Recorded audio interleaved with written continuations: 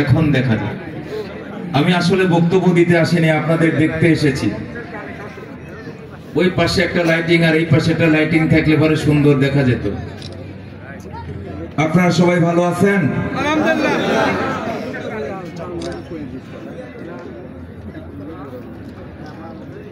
আউযু বিল্লাহি সামিল আলিম মিনাশ শাইতানির রাজিম। বিসমিল্লাহির রহমানির রহিম। একেবারে সুন্দর সুশৃঙ্খল উৎসব মুখর পরিবেশ, হেমন্তের সন্ধ্যায় মেঘমুক্ত আকাশ, ঐতিহ্যবাহী বিয়াঘাট ইউনিয়ন বিয়াঘাট দ্বিমুখী উচ্চ বিদ্যালয় সবুজ শ্যামল চত্বরে ফ্যাসির সরকার, তাবেদার সরকার, ভোটবিহীন সরকার, নিশিরাতের সরকার, শেখ হাসিনা কর্তৃক অবৈধ মামলা আর পুলিশি হয়রানি ধৃত হয়ে আমাদের প্রিয় নেতারা যারা আন্দোলন করতে গিয়ে কারাবরণ করেছিলেন,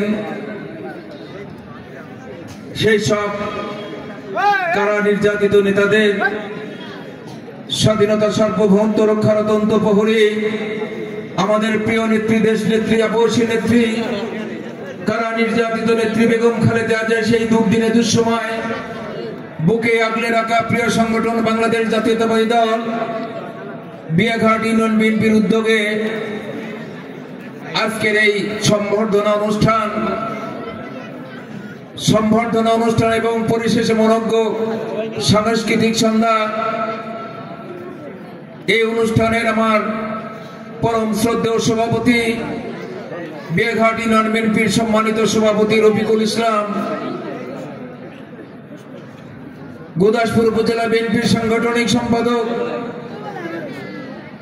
আমার শ্রদ্ধেয় ছোট ভাই মোহাম্মদ আলী,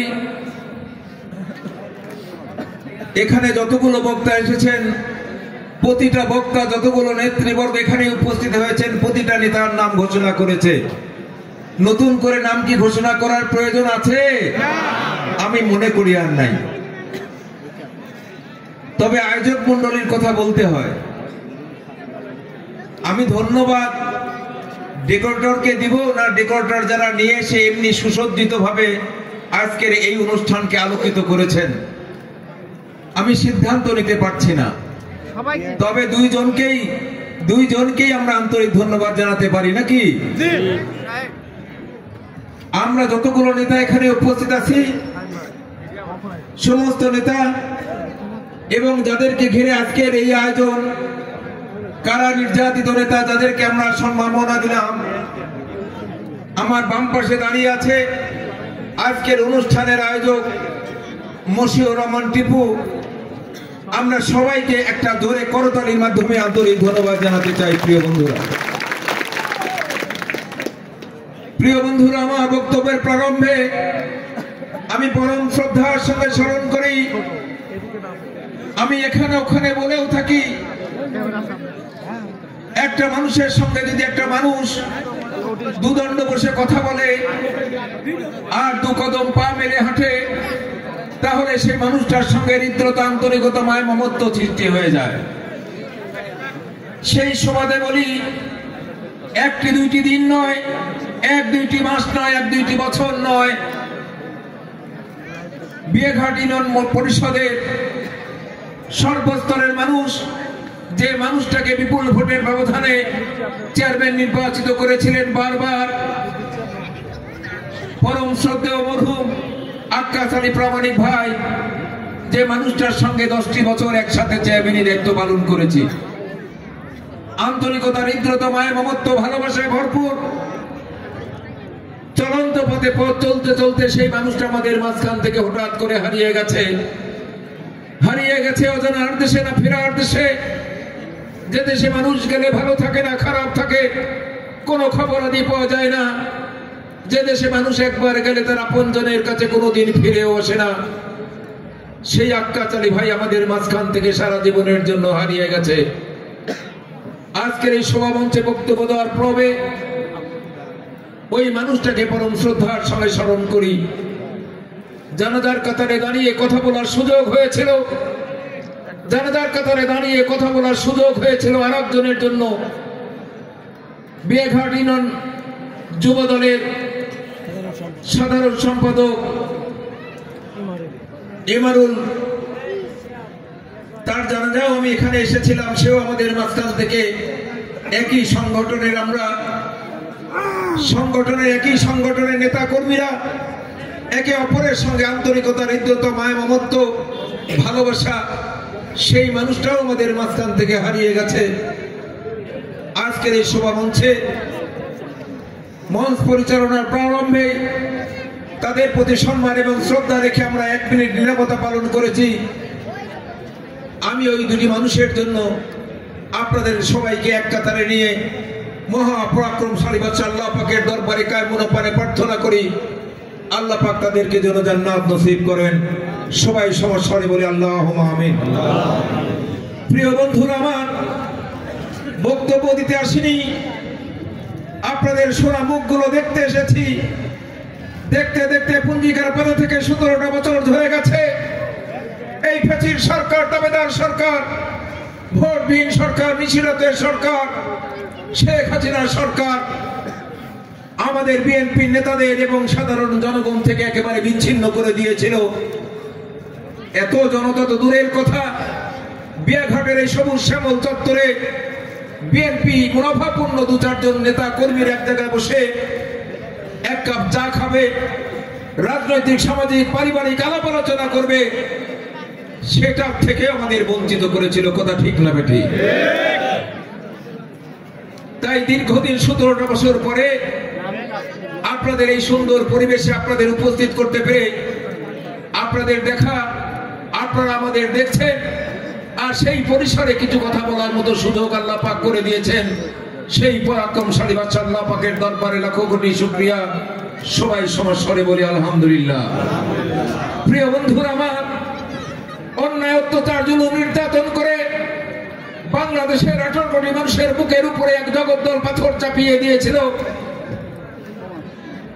অন্যায়, অত্যাচার, জুলুম, নির্যাতন করে দেশে সৃষ্টি করেছিল অস্থির, উত্তপ্ত রাজনৈতিক পরিবেশ, দুর্বল অর্থনীতি, অবক্ষয়মান সামাজিক মূল্যবোধ, সমাজের অশুভ শক্তি, সর্বগ্রাসী প্রভাব, আমলাতান্ত্রিক লালফিতার দৌরাত্ম্য, সব মিলে সুজলা সুফলা, শস্য শ্যামলা, রূপ লাবণ্যের লীলাভূমি শান্ত বাংলাদেশকে এই ফ্যাসিস্ট সরকার অশান্ত করে তুলেছিল। প্রিয় বন্ধুরা, আমার 30 লক্ষ শহীদের রক্তের বিনিময়ে বাংলাদেশ স্বাধীন হয়েছে। 2,59,000 মা বোনের ইজ্জত ভুলণ্ঠিত হয়েছিল। 9টি মাস সশস্ত্র যুদ্ধের মধ্যে দিয়ে বাংলাদেশ একেবারে তলাবিহীন ঝুড়িতে পরিণত হয়ে গিয়েছিল অর্থনৈতিক দিক দিয়ে। 1 সাগর রক্তের বিনিময়ে আমরা গণতন্ত্র পেয়েছিলাম। 1 সাগর রক্তের বিনিময়ে আমরা পেয়েছিলাম আমাদের পরিচিতি, আমাদের একমাত্র হৃদয়ের স্পন্দন, লাল সবুজের পতাকা।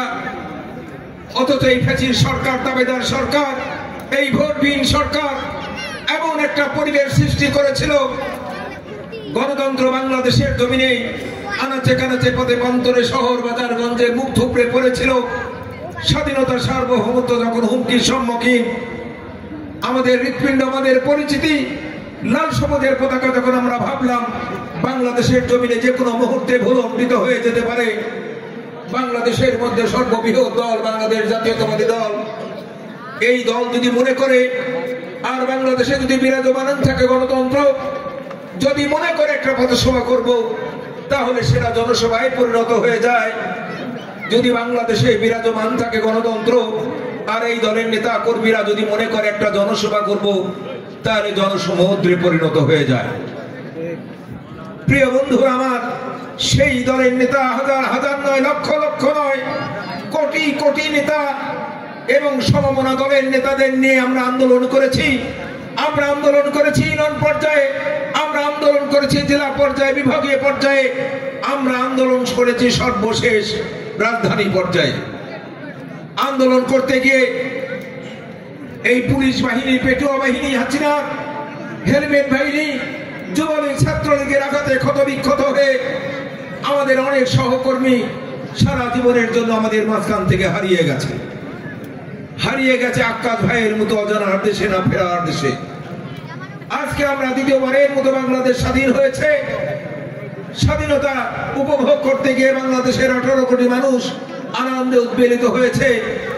কিন্তু আমরা কি একটা বারও ভেবে দেখেছি যারা স্বাধীনতা আনতে গিয়ে বুকের তাজা টটকা রক্ত রাজপথ রঞ্জিত করেছে, জীবনের সকল সুখ স্বপ্ন সাধনা পায়ে দলে দুমড়ে মুচড়ে পদদলিত করেছে, আত্মীয় পরিবার পরিজন থেকে বিচ্ছিন্ন হয়ে অন্ধকার কবর জমিনে চলে গেছে, আজকে তারা স্বাধীনতা ভোগ করতে পারছে না। প্রিয় বন্ধুরা আমার, দ্বিতীয়বারের মতো স্বাধীনতা আনতে গিয়ে আমাদের হাতে তৈরি আমাদের সন্তান স্কুল কলেজের পড়ুয়া ছাত্র ছাত্রীরা বাংলাদেশে আন্দোলন করেছে। টেকনাফ থেকে তেতুলিয়া, রূপসা থেকে বাদুরিয়া, প্রতিটা গ্রাম পাড়া মহল্লা শহরের বাজারগঞ্জে আন্দোলন বেগবান করেছে। বেগবান করতে গিয়ে এই ফ্যাসিস্ট সরকার, দাবেদার সরকার, এই ভোটবিহীন সরকার আমাদের সোনার ছেলেদের গুলি করে হত্যা করেছে। একটা পরিবার থেকে যদি একটা মানুষ মারা যায়, ওই পরিবারের মানুষ ব্যথাহত হয়। বাবা মারা গেলে, মা মারা গেলে, ভাই মারা গেলে, পরিবারের যে কোনো সদস্য মারা গেলে কষ্ট পায়, ব্যথা পায়, বেদনা পায়, চিৎকার করে, কান্নাকাটি করে, কিন্তু সান্ত্বনা খুঁজে পায় আমার পরিবারের যে সদস্যই মারা যাক না কেন, আমি তো তার কাফন পরিয়েছি, কুশল করিয়েছি, জানাজা করেছি, দাফনের ব্যবস্থা করেছি। কিন্তু আমাদের সোনার ছেলেদের গুলি করে হত্যা করা হয়েছে। আমাদের বেতনভুক্ত কর্মচারী পুলিশ আমাদের টাকার কেনা বন্দুক, আমাদের টাকার কেনা গুলি আমাদের বুকে গুলি করে আমাদের সন্তানদের হত্যা করেছে।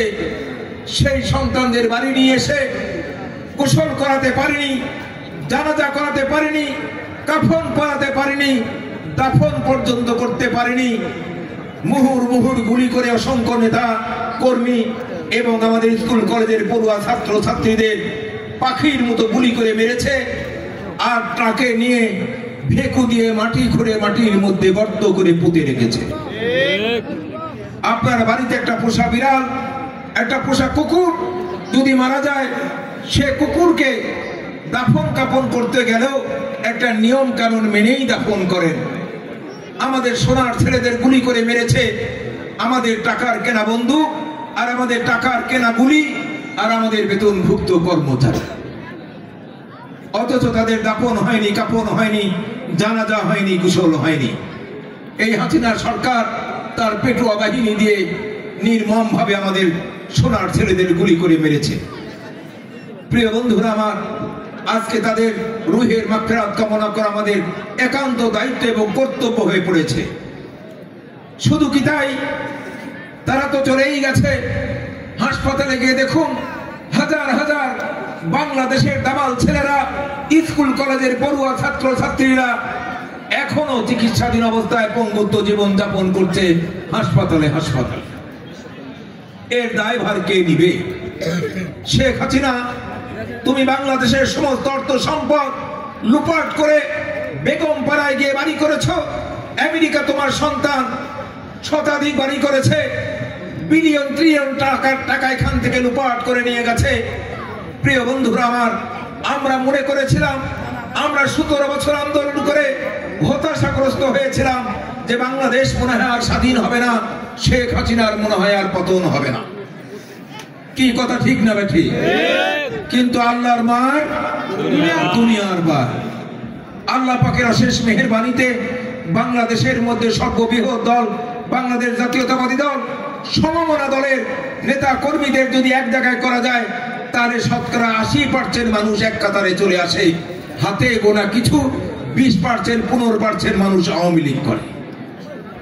এত বাহিনী যুদ্ধ করে এই হাসিনার পতন ঘটাতে পারেনি, কারণ আমাদের টাকার কেনা বন্দুক, আমাদের টাকার কেনা কামান, আমাদের টাকার কেনা যত সমরাস্ত্র আছে সবগুলো তার হেফাজতে ছিল। আমরা শুধু খালি হাতে আন্দোলন করেছি আর মুখে স্লোগান দিয়েছি, গুলি খেয়েছি, মারা গেছে। প্রিয় বন্ধুরা আমার, সেই হাসিনা দেশ ছেড়ে পালিয়ে গেছে, অর্থ সম্পদ লুপাট করে নিয়ে গেছে। আমরা মনে করেছিলাম যে নির্দলীয় তত্ত্বাবধায়ক সরকার অথবা অন্তর্বর্তীকালীন সরকার বাংলাদেশে আসলে সেই সরকারের মাধ্যমে বাংলাদেশের দামাল ছেলেদের যারা গুলি করে মেরেছে, আমাদের সন্তানদের যারা গুলি করে মেরেছে, আমাদের অর্থ সম্পদ যারা লুটপাট করে নিয়ে গেছে, আমরা তাদের বিচারের কাঠগড়া দাঁড় করিয়ে এই অন্তর্বর্তীকালীন সরকারের মাধ্যমেই তাদের ফাঁসি কাস্টে ঝোলাতে চাই, নয়তো যাবজ্জীবন কারাগারে দিতে চাই, নয়তো তাদের ধরে ধরে হাসিনার তৈরিকৃত আয়না ঘরের মধ্যে আমরা তাদের চেহারা দেখতে চাই। আমরা আশায় বুক বেঁধেছিলাম, দেখতে দেখতে পঞ্জিকার পাতা থেকে 4টি মাস অতিক্রান্ত হয়ে গেছে, আমাদের কাঙ্ক্ষিত ফসল আমাদের ঘরে উঠেনি। এই সরকার, এই অন্তর্বর্তীকালীন সরকার বিএনপি আওয়ামী লীগের কয়টা নেতাকে অ্যারেস্ট করেছে কি আপনারা জানেন না? হাতে গোনা কয়েকজনকে, মাত্র হাতে গোনা কয়েকজনকে কারাগারে পাঠিয়েছে। হাতে গোনা কয়েকজন নেতা বর্ডার দিয়ে পালিয়ে গেছে, আর সবগুলো নেতা কর্মী আর আমলারা, বড় বড় চাকরিজীবীরা যারা অর্থ সম্পদ লুটপাট করেছে, পুলিশ বাহিনীর হেড হয়ে পুলিশ বাহিনীকে হুকুম দিয়ে গুলি করিয়েছে, সমস্ত অর্থ সম্পদ বিদেশ বিভুঁয়ে পানি জমিয়েছে, তারা সবগুলো বাংলাদেশের জমিনে ইঁদুরের গর্তের মতো পালিয়ে আছে। আমরা মনে করেছিলাম সবগুলো ধরে ধরে আইনের কাঠগড়ায় নিয়ে তাদের বিচার করা হবে। বিচার কি হবে? বিচার হবে না। এই সরকারের আমলে বিচার হবে না। প্রিয় ভাইয়েরা আমার, বিচার করতে হলে আগামী 13 জাতীয় সংসদ নির্বাচন আমাদের মাঝখানে আসবে। স্বাধীনতা সার্বভৌমত্ব এই আন্দোলনের মধ্যে দিয়ে সুরক্ষা পেয়েছে। এই আন্দোলনের মধ্যে দিয়ে গণতন্ত্র পুনঃপ্রতিষ্ঠিত হয়েছে। 17টা বছর বাংলাদেশের মানুষ ভোটের অধিকার হারিয়েছে, ভাতের অধিকার হারিয়েছে, মৌলিক অধিকার হারিয়ে ফেলেছিল, সেগুলো প্রতিষ্ঠিত হয়ে গেছে। আগামী দিনে আপনার ভোট আপনি দিবেন, যারে খুশি তারে দিবেন। বিগত 17 বছর আপনার ভোট আপনি দিতে পারেননি। মরা মানুষরা কবরস্থান শ্মশান থেকে উঠে এসে ভোট প্রদান করে চলে গেছে হাসিনার আমলে। আগামী 13 জাতীয় সংসদ নির্বাচন থেকে গণতন্ত্রের প্রথম ধাপ শুরু হবে। আপনার ভোট আপনি দিবেন, খুশি মতো যাকে নেতা নির্বাচিত করতে চান সেই মানুষটাই নেতা হয়ে যাবে। প্রিয় বন্ধুরা আমার, তাহলে আমাদের অপেক্ষা নয়, আগামী 13 জাতীয় সংসদ নির্বাচনে বাংলাদেশের মধ্যে সর্ববৃহৎ দল, জনপ্রিয় দল বাংলাদেশ জাতীয়তাবাদী দলকে ক্ষমতার মসনদে নিয়ে যেতে হবে। বিএনপিকে ক্ষমতায় না নিয়ে গেলে এই ফ্যাসিস্ট সরকার, দাবেদার সরকার, এই ভোটবিহীন সরকার, নিশিরাতের সরকার, যে সরকার দিনের ভোট রাত্রিতে অনুষ্ঠিত করে, ব্যালট বাক্স ভর্তি করে নিজের পছন্দের প্রার্থীকে বিজয়ী ঘোষণা করে, সেই সরকার, যে সরকার বাংলাদেশের আপামর সাধারণ মানুষের খেটে খাওয়া মানুষ পর্যন্ত, ধনী দরিদ্র আবাল বৃদ্ধ বনিতা, কৃষক শ্রমিক জেলেতে আপামর মেহনতি জনতার সকল মানুষের অর্থ সম্পদ লুটপাট করে বিদেশ বিভুঁয়ে পাড়ি দিয়েছে, বাংলাদেশটা অর্থনৈতিক দিক দিয়ে তলাবিহীন ধনীতে পরিণত করেছে। আমরা তাদের বিচার করতে চাই। 13 জাতীয় সংসদ নির্বাচনে বিএনপিকে ক্ষমতায় না নিয়ে গেলে এদের বিচার হবে না।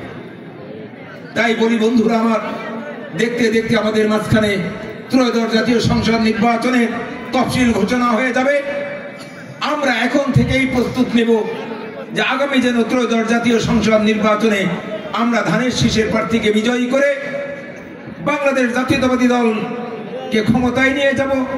আমাদের প্রিয় নেতা লন্ডনে পরবাসী জীবন যাপন করছে, যে নেতার বিরুদ্ধে মিথ্যা মামলা দিয়ে 1-2 বছর নয়, অগণিত অসংখ্য বছর বিদেশ বিভুঁয়ে মানবেতর জীবন যাপন করেছে, মিথ্যা মামলা দিয়ে আমাদের স্বাধীনতা সার্বভৌমত্ব গণতন্ত্র প্রহরী আমাদের প্রিয় নেত্রী, আপসীন নেত্রী, কারা নির্যাতিত নেত্রীকে মিথ্যা মামলা দিয়ে, মাত্র 2 কোটি টাকার মামলা দিয়ে, যে 2 কোটি টাকা এখনো ব্যাংকে পড়ে আছে, সেটা সুদে আসলে 8 কোটিতে রূপ নিয়েছে। 2 কোটি টাকার মামলা, মিথ্যা মামলা দিয়ে 10টি বছর কারারুদ্ধ করে রেখেছে। সেই নেত্রীকে বলেছিল হাসিনা যে আপনার বিরুদ্ধে থেকে মামলা তুলে নেওয়া হবে, আপনাকে জেলে পাঠানো হবে না, আপনি যদি আমাদের কাছে মুসলিকা দেন যে আমি বাংলাদেশে কোনো রাজনীতি করব না, আমি এখন এই মুহূর্তে বাংলাদেশ ছেড়ে বিদেশ বিভুঁয়ে চলে যাব, তাহলে আপনার বিরুদ্ধে কোনো মামলা দেওয়া হবে না। সেদিন আমাদের প্রিয় নেত্রী বলেছিলেন বাংলাদেশে মা ও মাটির সঙ্গে আমার হৃদয় মিশে আছে। আমার প্রিয় সংগঠন বাংলাদেশ জাতীয়তাবাদী দলের হাজার হাজার নয়, লক্ষ লক্ষ নয়, কোটি কোটি নেতা বাংলাদেশের জমিনে টেকনাফ থেকে তেঁতুলিয়া, রূপসা থেকে বাতুরিয়া ছড়িয়ে ছিটিয়ে আছে। প্রতিটা নেতা কর্মীর সঙ্গে আমার হৃদয়ের সম্পর্ক, আত্মিক সম্পর্ক।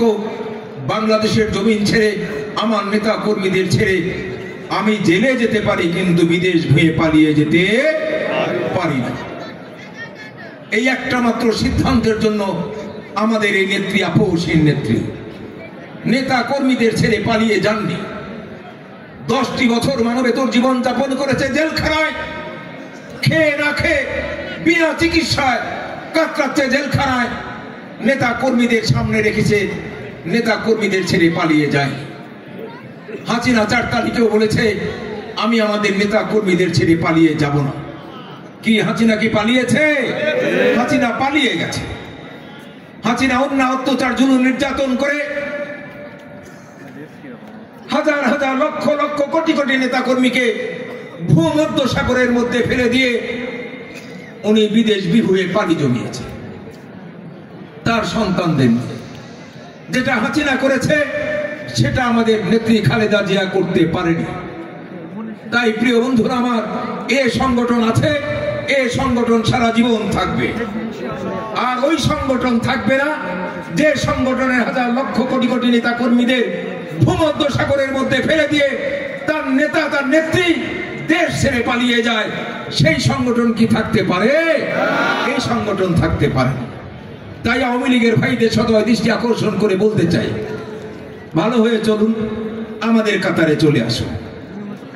অন্যায় যারা করেছেন, জুলুম নির্যাতন যারা করেছেন, আমরা তাদেরকে ছাড়ব না।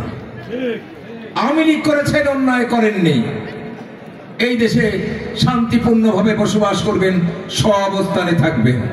যারা এই দেশের সম্পদ লুপাট করেছে, যারা আমাদের মাথা ফাটিয়েছে, শরীরের প্রতিটা অঙ্গ প্রত্যঙ্গ, হাড় গুড় চুরমার করে দিয়েছে, আমরা তাদের প্রতিবাদ করতে চাই না।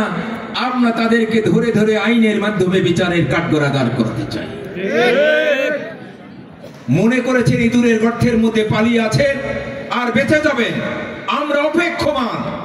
বাংলাদেশের দামাল ছেলেদের বুকের তাজা টাটকা রক্ত রাজপথ রঞ্জিত করে দিয়েছে। আর বাংলাদেশের জমিনে এই বসবাস করবেন, বিচারের কাঠগড়ায় যাবে না। হাসিনা বলেছিল আমার অফিসের পিয়ন 400 কোটি টাকার মালিক, আমার অফিসের পিয়ন হেলিকপ্টারে যাতায়াত করে।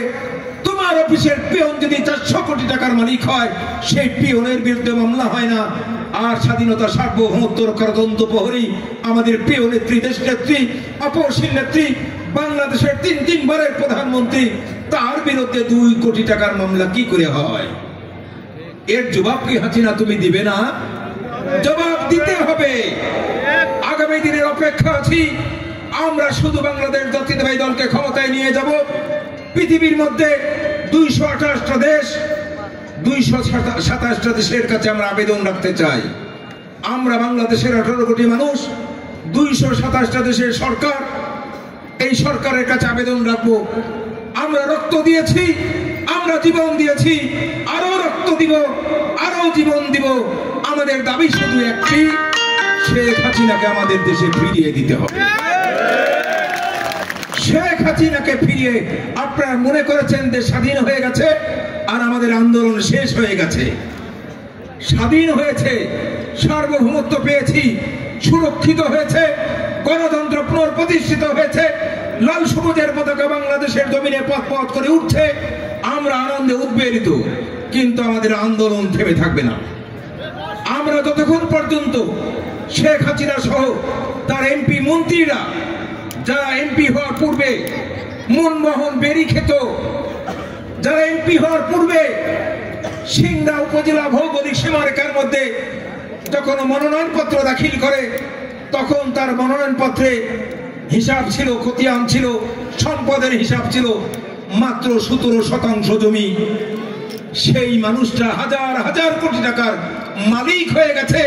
এ টাকা তুমি কোথায় পেয়েছো? বাংলাদেশের মানুষের কাছে হিসাব না দিলে তোমাকে ছাড়া হবে না, হবে না, হবে না। হিসাব দিতে হবে প্রিয় বন্ধুরা। কলিজা ফেটে যায়।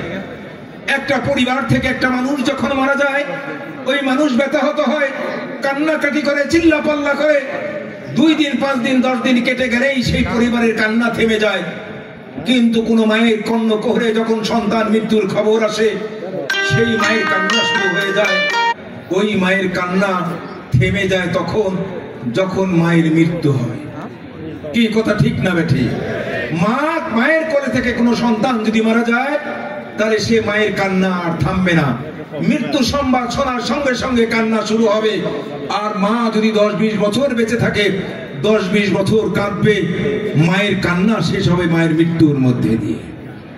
হাসিনাকে বলতে চাই, হাসিনার দোসরদের বলতে চাই, এমপি মন্ত্রীদের বলতে চাই, কত মায়ের বুক তোমরা খালি করেছো, কত মায়ের কান্নার আহাজারি বাংলাদেশের জমিনে কান পেতে শুনুন।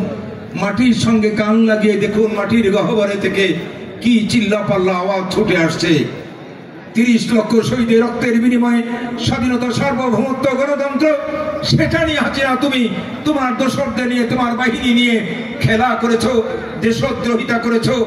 বাংলাদেশের মানুষ কি তোমাকে ছাড়বে? বাংলাদেশের মানুষ তোমাকে ছাড়বে। আমরা যদি তোমাকে ছাড়ি, আমরা আওয়ামী লীগের নেতা কর্মীরা যারা অর্থ সম্পদ লুপাট করেছে, আমাদের সন্তানদের গুলি করে মেরেছে, আমরা তাদের যদি ছেড়ে দেই, তাদের যদি ক্ষমা করি, তাহলে মাটির গহ্বরে যে শহীদরা ঘুমিয়ে আছে তারা আমাদের ক্ষমা করবে না। তাই বন্ধুরা আমার, এদের যদি আসামির কাঠগড়ায় দাঁড় করাতে চাই, তাহলে আপনাদের মানসিকভাবে প্রস্তুত থাকতে হবে। এই আর কয়েক মাসের মধ্যেই ত্রয়োদশ জাতীয় সংসদ নির্বাচন আমাদের মাঝখানে চলে আসবে। এই নির্বাচন আমাদের চ্যালেঞ্জের নির্বাচন, এই নির্বাচন আমাদের অস্তিত্বের নির্বাচন, এই নির্বাচন হাসিনার বিচারের নির্বাচন, এই নির্বাচন আমাদের আওয়ামী লীগের সমস্ত নেতা কর্মীদের অবৈধ কাজকর্মের বিচারের নির্বাচন। এই নির্বাচন যদি আমরা জয়লাভ না করতে পারি, তাহলে হাসিনার বাহিনীর বিচার বাংলাদেশের জমিনে হবে না। হাসিনা স্বাধীনতার সার্বভৌমত্ব নিয়ে যারা খেলা করেছে, আমরা তাদের ছাড়তে পারি না। প্রিয় বন্ধুরা, এই জন্য বলি প্রস্তুত থাকবেন। প্রিয় বন্ধুরা আমার, গত 18 সালে ধারাবাড়িসার মানুষ আমাকে বারবার উপজেলা ইউনিয়ন পরিষদের নির্বাচনে চেয়ারম্যান নির্বাচিত করেছে। আক্কাস ভাইয়ের সঙ্গে 10 বছর চেয়ারম্যানের দায়িত্ব পালন করেছি। 20টা বছর ধারাবাড়িসার মানুষ আমাকে চেয়ারম্যানের দায়িত্ব দিয়েছিলেন। ধারাবাড়িসার মানুষ বারবার চেয়ারম্যান নির্বাচিত করার কারণেই আপনারা গুদাসপুর উপজেলাবাসী সেই বিলসা থেকে হালসা পর্যন্ত সেবা করার সুযোগ করে দিয়েছিলেন। আপনারা দিয়েছিলেন 10,000 ভোটের ব্যবধানে, নানা প্রতিকূলতার মধ্যে দিয়ে আমার মোজাম্মেল সাহেব আমার বিরুদ্ধে নির্বাচন করেছে। যে মানুষটার সঙ্গে দিবারাত্রি প্রতিটা নির্বাচন করে তাকে এমপি বানিয়েছিলাম, সেই মানুষটা আমার বিরুদ্ধে নির্বাচন করেছে। আমার কুদ্দুস সাহেব, প্রায়ত কুদ্দুস সাহেব চলে গেছেন, উনি আমার বিরুদ্ধে নির্বাচন করেছে। আমার গ্রামের প্রার্থী, আমার গ্রামের এমপি কাশেম এমপি সাহেব আমার বিরুদ্ধে নির্বাচন করেছে। কিন্তু সাধারণ মানুষ, আমজনতা আমার পাশে ছিলেন। 10,000 ভোটের ব্যবধানে আপনারা আমাকে উপজেলা চেয়ারম্যান নির্বাচিত করেছেন। প্রিয় বন্ধুরা আমার, তারই আলোকে একাদশ জাতীয় সংসদ নির্বাচনে 18 সালে আমাকে ধানের শীষের প্রতীক দিয়ে আমার প্রিয় নেতা তারেক সাহেব, আমার নেত্রী খালেদা জিয়া আমাকে ধানের শীষের মনোনয়ন দিয়েছিলেন। আমি মাঠে আছি, আমার উপর দিয়ে অনেক ঝড় বয়ে গেছে, মাথায় 26টা সেলাই, মাথার উপরে হাতুড়ের আঘাত, ক্ষত বিক্ষত হয়ে আছে। ডাক্তাররা বলেছিলেন, আমি যখন বিআরবি হসপিটালে ভর্তি হয়েছিলাম তখন বলেছিল আর 1 ব্লেড পরিমাণ যদি মাথাটা দেবে যেত, তাহলে আপনি আর স্বাভাবিক থাকতেন না, হয় মারা যেতেন, আর যদি বেঁচে থাকতেন তাহলে আপনি স্বাভাবিকভাবে চলাফেরা করতে পারতেন না। সেই শত্রুদের হাত থেকে আল্লাহ পাকের অশেষ মেহেরবানিতে, আপনাদের দোয়ার বরকতে আমি বেঁচে আছি। 18 সালে মনোনয়ন নিয়ে আপনাদের মাঝখানে এসেছিলাম। যদি সেইবার কুদ্দুস সাহেব আপনার সঙ্গে যুদ্ধ করতে আমার বড় শখ ছিল। 18 সালে নির্বাচনী বৈতরণীতে আপনি মাঠে খেলতেন, আমি মাঠে খেলতাম। ছোট্ট একটা মাসুম বাচ্চার সঙ্গে খেলায় আপনি এত পরাজিত হতেন, গুদাসপুর বড়াই গ্রামের মানুষ আপনাকে দেখিয়ে দিত। কিন্তু না খেলে আমাদের কিক আউট করে মাঠ থেকেই তাড়িয়ে দিলেন। এই মাঠে খেলা যাবে না, এই মাঠে শুধু আওয়ামী লীগ খেলবে। ইচ্ছা ছিল কোনোদিন যদি ত্রয়োদশ জাতীয় ইচ্ছা ছিল কখনো যদি নির্দলীয় নিরপেক্ষ তত্ত্বাবধায়ক সরকারের অধীনে নির্বাচন আসে আর কুদ্দুস সাহেব যদি বেঁচে থাকেন তাহলে আপনার সঙ্গে আমার খেলার বড় শখ ছিল, কিন্তু এটা হলো না। আল্লাহ পাক ওনাকে নিয়ে গিয়েছেন। গর্ভ কত দেখেন, উনি মারা যাওয়ার 3 দিন আগে সিংড়াতে বক্তব্য দিয়েছিলেন, বাংলাদেশ স্বাধীন করেছি আমি, বাংলাদেশ আমার, 1 ইঞ্চি মাটি জামাত এবং বিএনপিকে দিব না, এই গর্ব ভরে বক্তব্য দিয়েছিলেন। আজকে কুদ্দুস ভাই যদি বেঁচে থাকতেন তাহলে ওনার 2টি চোখ দিয়ে চর্ম চোখে দেখতে পারতেন গোটা বাংলাদেশের 1 ইঞ্চি মাটি নয়, গোটা বাংলাদেশের ভৌগোলিক সীমারেখাটাই বিএনপি জামাত দখল করে নিয়েছে। দেখার সৌভাগ্য ওনার হয়। তো প্রিয় বন্ধুরা, আমার দম্ভ ভরে কথা বলতে চাই না। আমরা ভোটে বিশ্বাস করি, নির্বাচন আসবে, আমার আচার আচরণ, আমার পারফরমেন্স দলের দেখে যদি ভালো লাগে ভোট দিবেন, যাকে ভালো লাগে তাকে ভোট দিয়ে নির্বাচিত করবেন। তবে একটা কথা, অনেক কষ্ট পেয়েছি, ব্যথা পেয়েছি, বেদনা পেয়েছি। দল করতে গিয়ে কুদ্দুস ভাইয়ের জমির সীমানার সঙ্গে আমার জমির সীমানা ছিল না, কুদ্দুস ভাইয়ের বাড়ির সীমানার সঙ্গে আমার বাড়ির সীমানা ছিল না, কিন্তু কুদ্দুস ভাইয়ের দলের সীমানার সাথে আমার দলের সীমানা ছিল। যার কারণে কুদ্দুস ভাই চেয়েছিলেন, কষ্ট লাগে, ব্যথা লাগে, বেদনা লাগে, মৃত্যু মুখেই কোনো মানুষকে নিয়ে সমালোচনা করতে নেই। সমালোচনা করছি এই জন্য, আমাকে মারার পরে অনেক টাকা আমার বাড়ির পাশে ভাগ বাটোয়ারা হচ্ছিলেন, ভাগাভাগি করে নিচ্ছিলেন। টাকা দিয়ে কন্ট্রাক্ট করা হয়েছিল ওই মানুষটাকে এই দুনিয়ার জমিন থেকে সরিয়ে দিতে হবে, কিন্তু আল্লাহর অশেষ মেহেরবান, আপনাদের দোয়া আশীর্বাদে ওনার ওই উদ্দেশ্য সফল হয়নি, সেই মানুষটাই হারিয়ে গেছে। প্রিয় বন্ধুরা, আমার কথা বাড়াতে চাই না। আপনারা আসলে গান শোনার জন্য চাতক পাখির মতো অপেক্ষা করছেন, সময় নষ্ট করলাম। কিছু দাবি দেওয়ার কথা এসেছে এখানে, প্রিয় বন্ধুরা আমার, কিছু দাবি দেওয়ার কথা এখানে এসেছে। আমি তো ওই অবস্থানে এখনো যেতে পারি নাই, তবে একটা প্রতিশ্রুতি বলতে তো একটা কথা আছে। এখানে এসে মোটর সাইকেল পার করা যায় না যখন বর্ষা থাকে না, বর্ষার সময় নৌকা ছাড়া মানুষ যেতে পারে না। এখানে একটা ব্রিজের অতীব জরুরি। দোয়া করবেন আগামী ত্রয়োদশ জাতীয় সংসদ নির্বাচনে আল্লাহ পাক যদি আমাকে এখানে যেমন দাঁড়িয়ে কথা বলছি, আপনাদের ম্যান্ডেট নিয়ে, ধানের শীষের প্রতীক নিয়ে, যদি ত্রয়োদশ জাতীয় সংসদ নির্বাচনে এই ছোট্ট মানুষটাকে ভালোবেসে যেমনটা হাজার হাজার ভোটের ব্যবধানে উপজেলা চেয়ারম্যান নির্বাচিত করেছিলেন, এই মানুষটাকে ত্রয়োদশ জাতীয় সংসদ নির্বাচনে ধানের শীষের প্রতীক এনে দিয়ে আমাকে নির্বাচিত করে বাংলাদেশের মধ্যে বুদ্ধ পবিত্র স্থান সংসদ ভবন, ওই সংসদ ভবনে দাঁড়িয়ে আপনাদের কথা যদি বলতে পারি, তাহলে এই ব্রিজের কথাটাই প্রথমে বলবো। আমার যদি আল্লাহ পাক আমাকে এমপি নির্বাচিত করে, আপনাদের ব্রিজ দিয়ে আমার যাত্রা শুরু হবে। আপনাদের কাছে এই রাত্রিতে ওয়াদা করে গেলাম। রাস্তাঘাটের বেহাল অবস্থা, খুকজিপুর আর মানে বিয়াঘাট ইউনিয়ন তো একটা ইউনিয়ন ছিল, বিভাজন হয়ে গেছে।